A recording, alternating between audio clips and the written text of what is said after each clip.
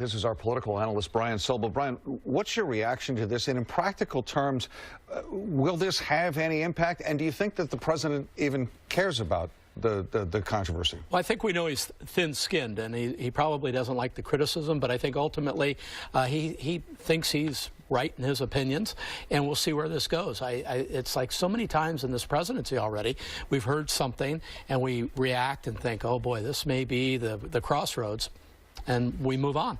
And so that may be the case here again. Well, and President Trump hasn't come clean about the comments, despite, a number of credible witnesses who said, we've heard you say that. He also never apologized for those sexually explicit comments he made to Billy Bush during the campaign, which came out. And in fact, he was elected confessing. And what does that say about our leader? Well, I think he said the other day, I don't think it, he said, I rely on my base. And I think that's who he thinks he reports to.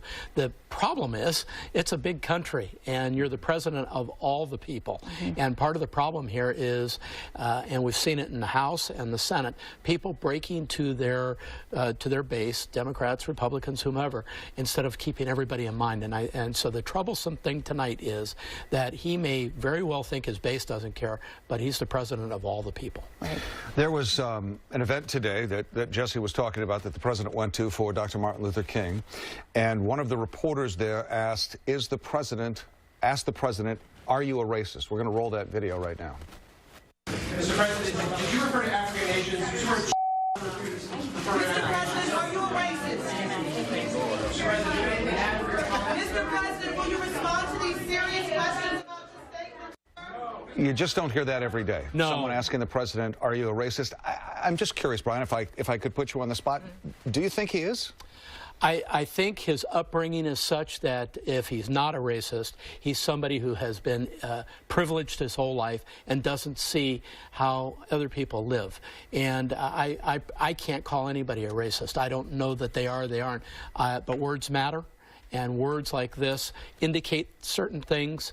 It'll be for others to judge, but I can say that atoning for things you say when you misspeak, or even if you say something, need to be dealt with. Well, why hasn't he come out and said, you know what, yeah, I did say it?